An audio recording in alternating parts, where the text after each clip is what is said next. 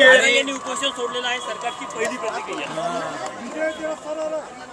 मला अतिशय आनंद आहे की एक चांगला तोडगा, मराठा समाजाच्या हिताचा तोडगा आज मंत्रिमंडळ उपसमितीने काढला आणि त्यामुळे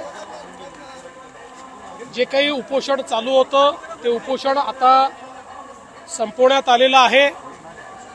खरं म्हणजे हैदराबाद गॅझेट लागू करण्याकरता आमची सुरुवातीपासून तयारी होती, पण त्यातला महत्त्वाचा विषय असा होता की त्या ठिकाणी श्री मनोज जरांगे पाटील यांची जी मागणी होती सरसकटची, त्याच्यामध्ये कायदेशीर अडचणी होत्या. हायकोर्टाचे आणि सुप्रीम कोर्टाचे निर्णय हे बघता अशा प्रकारे सरसकट करणं शक्य नव्हतं. आणि विशेषतः आपण या ठिकाणी लक्षात घेतलं पाहिजे की या संदर्भात ही वस्तुस्थिती त्यांच्या लोकांच्याही लक्षात आणून देण्यात आली.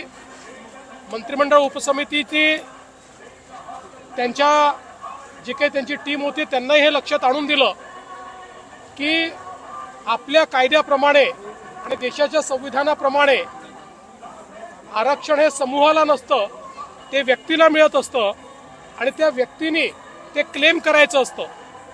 आणि म्हणूनच अशा प्रकारे सरसकट करता येणार नाही, ते कायद्याच्या पातळीवर टिकणार नाही.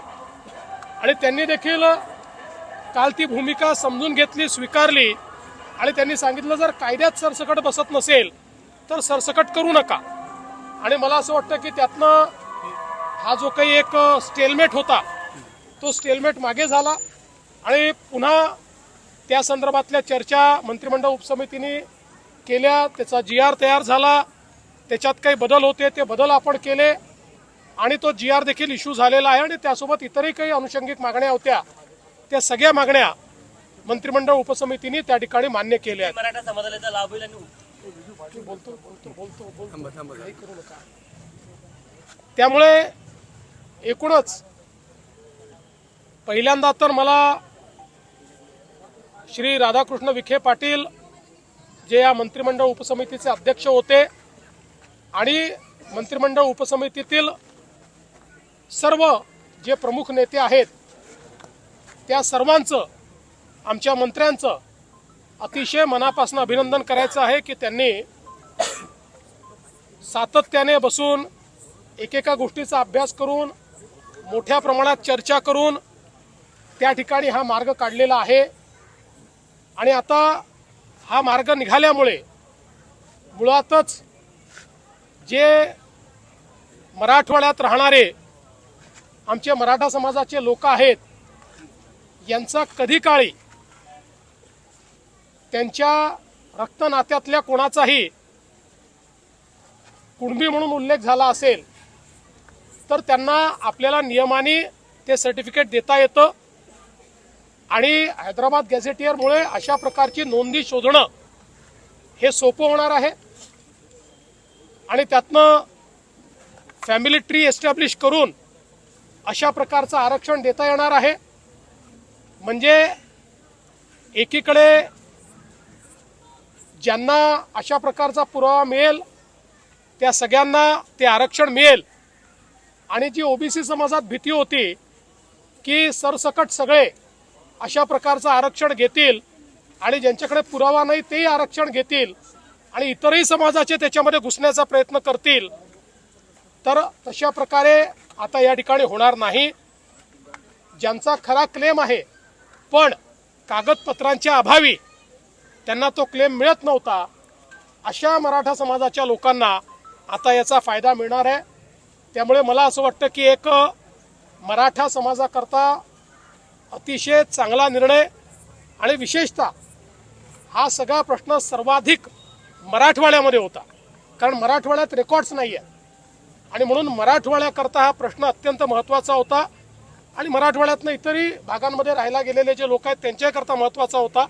मला असं वाटतं की त्याच्यावर एक संवैधानिक तोडगा आम्ही काढू शकलो आहोत, एक असा तोडगा काढू शकलो आहोत की जो कोर्टातही टिकेल आणि त्यातनं लोकांना फायदा होईल.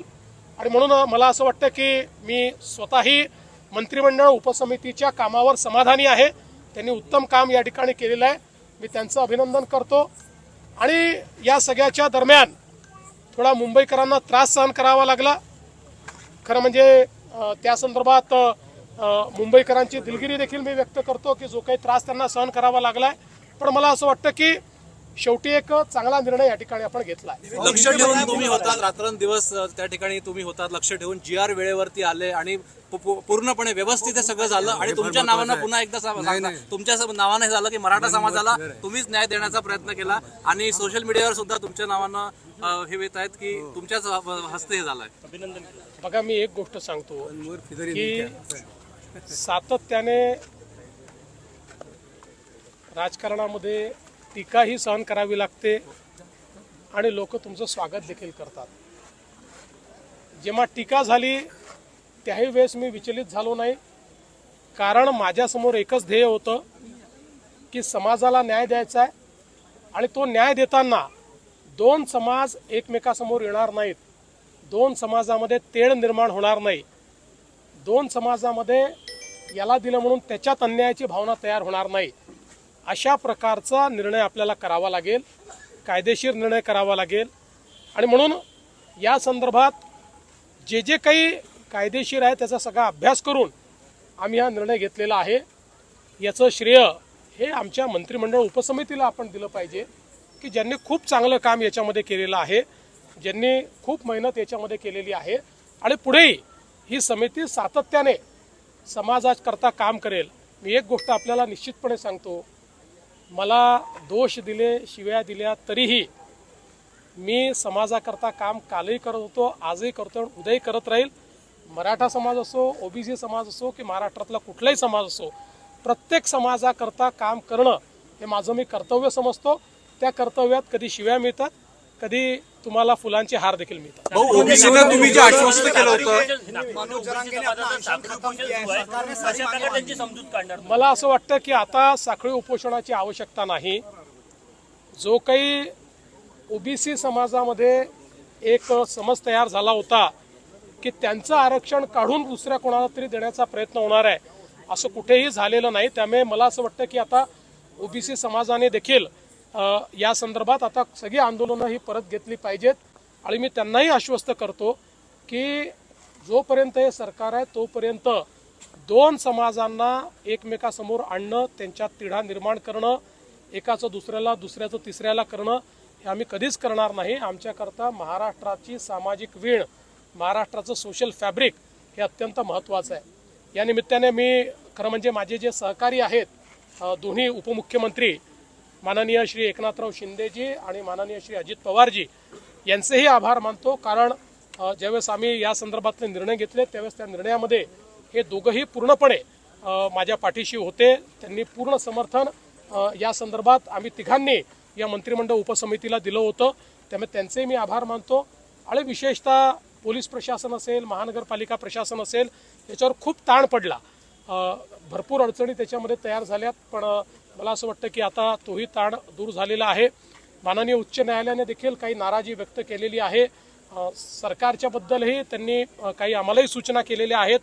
तर आम्हाला ज्या सूचना केल्या त्याचं आम्ही तंतोतंत बहुत जरांगे पाटलांनी यानंतर आता आंदोलन करण्याची गरज पडणार नाही का? मराठा समाजाचा जे काही आरक्षणाचा प्रश्न होता तो सुटलेला का? आधी 10% आता त्यांची ही मागणी नाही. मला असं वाटतं की आता कोण काय करणार याच्याबद्दल तर मी बोलू शकत नाही. पण जे काही प्रश्न आहेत ते प्रश्न सोडवण्याचा आमचा प्रयत्न आहे. मराठा समाजाला जे जे देता येतील ते आम्ही यापूर्वी दिलं. आपल्याला कल्पना आहे, मी मुख्यमंत्री असताना पहिल्यांदा आपण आरक्षण दिलं, त्यानंतर मग त्याच्यामध्ये ते हायकोर्टात टिकलं, सुप्रीम कोर्टात टिकू शकलं नाही. परत शिंदे साहेब मुख्यमंत्री झाले तर आपण त्या ठिकाणी आरक्षण दिलेलं आहे. आपण आपल्याला कल्पना आहे की अण्णासाहेब पाटील आर्थिक विकास महामंडळ हे आपण सक्षम केलं आणि श्री नरेंद्र अण्णासाहेब पाटील यांना अध्यक्ष केलं. त्यांच्या नेतृत्वामध्ये 1.5 लाख मराठा तरुणांना आपण उद्योजक केले आहेत. ते नोकरी मागणारे नाही, नोकरी देणारे झालेले आहेत. आपण सारथीची निर्मिती केली. सारथीमुळे आज IAS, IPS किंवा MPSC मध्ये किंवा सगळ्या स्पर्धा परीक्षांमध्ये मराठा समाजाचा टक्का त्या ठिकाणी आपण वाढवलेला आहे. त्यांना चांगली त्या ठिकाणी एक प्रकारे वाव मिळतो आहे. शिक्षणामध्ये आपण शिष्यवृत्तीची योजना सुरू केल्यामुळे उच्च शिक्षण सोपं झालेलं आहे. राहण्याची व्यवस्था, खाण्याची व्यवस्था व्हावी म्हणून निर्वाह भत्ता आपण पंजाबराव देशमुख निर्वाह भत्ता योजना सुरू केली, त्यामुळे तीही अडचण आपण दूर केलेली आहे. आणि यासोबत जी चांगली मुलं आहेत, ज्यांना परदेशात शिकण्याची इच्छा आहे, चांगले मार्क आहेत, पण पैसे नाही म्हणून शिकू शकत नाही, त्यांच्या परदेशी शिष्यवृत्तीची योजना देखील आपणच सुरू केलेली आहे. त्यामुळे मला असं वाटतं की ज्यावेळी मराठा समाजाच्या हिताचे निर्णय घेण्याची वेळ आली त्यावेळेस आम्हीच ते निर्णय घेतलेत, हे मात्र मी अधोरेखित करू इच्छितो. कुपोषण सोडलेलं आहे, रसद कोण पुरवणार असं तुम्हाला माहिती होतं, असं बोलला होता, त्याचा खुलासा आता योग्य खुलासा. मला असं वाटतं की जेव्हा चांगल्या गोष्टी घडतात त्यावेळी आपण फार आता त्याच्यात खोलात जाऊ नये, आणि सगळ्या गोष्टी तुम्हाला माहिती असतात. जाऊ दे. मनोज जरांगे ने अनशन खत्म किया है, सरकार ने मांगे मराठा आरक्षण। देखिए, मुझे इस बात की खुशी है कि आज ये अनशन यहाँ समाप्त हुआ है, और विशेष रूप से मैं बधाई देना चाहता हूँ हमारी कैबिनेट सब कमेटी को, जिन्होंने इसके ऊपर बहुत अच्छा कार्य किया, और मेरे दोनों साथी उप मुख्यमंत्री एकनाथ शिंदे जी और उप मुख्यमंत्री अजित पवार जी, इनको भी मैं धन्यवाद देना चाहूँगा कि उन्होंने भी इसमें पूरी मदद हमको की है, और हम लोगों ने इसमें से मार्ग निकाला है। जो उनकी सबसे अहम मांग थी कि हैदराबाद गैजेटियर को लागू करना चाहिए, उस मामले में हमारा कोई दूसरा मत नहीं था, लेकिन उस मांग के साथ उनका जो कहना था कि इसको एक साथ सभी को आप लागू कर दीजिए, तो हमने उनको ये समझाने की कोशिश की कि आरक्षण जो होता है वो समूह को नहीं, वो व्यक्ति को होता है, व्यक्ति को आरक्षण मांगना पड़ता है, इसलिए इस प्रकार का निर्णय नहीं हो सकता, उसके लिए कोई ना कोई सबूत देना पड़ता है। सबूत के तौर पर ये हैदराबाद गैजेटियर काम में आएगा, क्योंकि हैदराबाद गैजेटियर में जब उनके दादा परदादा का नाम ये कुणबी जाति में अगर रहेगा तो उसका फायदा उनको मिलेगा, और नियम के अनुसार उनको उसका सर्टिफिकेट मिलेगा, उनको आरक्षण मिल पाएगा। उन्होंने भी कल एक प्रकार से इस बात को स्वीकारा कि सबको एक साथ, जिसको उन्होंने सरसकट कहा था, वो नहीं हो सकता है, क्योंकि कोर्ट का आदेश वैसा नहीं है। कोर्ट के आदेश के खिलाफ अगर कोई कार्रवाई करेंगे तो कोर्ट उसको खारिज कर देगा। उन्होंने भी वो स्वीकारा, तो हमारे लिए फिर मार्ग आसान हुआ, और हमने हैदराबाद गैजेटियर को लागू करने का निर्णय वहाँ पर लिया है, जिसमें पुराने रिकॉर्ड्स ये सारे मिलेंगे, और उन रिकॉर्ड्स में जिनके खून के रिश्ते में अगर इस प्रकार से जाति का उल्लेख मिलेगा तो उनको उसका फायदा मिलेगा, जिसके कारण मराठा समाज को मुझे ऐसा लगता है कि बहुत फायदा इसके कारण मिलने वाला है। और विशेष रूप से मराठवाड़ा में जो मराठा समाज है उसके लिए जो एक तकलीफ थी कि मराठवाड़ा ये चूंकि निजाम के राज में था, वो अंग्रेजों के राज में नहीं था, इसलिए वहाँ पर एविडेंस का एक बड़ा प्रॉब्लम था, साक्ष्य मिलते नहीं थे, तो इसके कारण वो साक्ष्य मिलेंगे। सर, आपको भी व्यक्तिगत तौर पर बहुत टारगेट करने की कोशिश इस पूरे आंदोलन में हुई थी? देखिए, मैं हमेशा ये मानता हूँ कि आप राजनीति में हो तो कभी लोग आपको दुआ देते, कभी आपको लोग गाली देते, कभी आपको माला पहनाते, कभी आपको पत्थर भी मारते, लेकिन मैंने पहले दिन से भूमिका रखी कि हम लोग कहीं पर भी मराठा और ओबीसी ऐसा विवाद नहीं होने देंगे। हम लोग जो निर्णय करेंगे वो निर्णय किसी एक का निकाल के दूसरे को देने का निर्णय नहीं होगा, दोनों को समान निर्णय करेंगे, दोनों को फायदा होगा ऐसा निर्णय करेंगे। और मुझे ऐसा लगता है कि वो हमने किया, और मुझे आज इस बात की खुशी है कि हम लोग एक अच्छा निर्णय ले पाए, जिसके कारण मराठा समाज को बड़े पैमाने पर अब फायदा होने वाला है। आंदोलन जा रहे हैं, छोड़ दीजिए।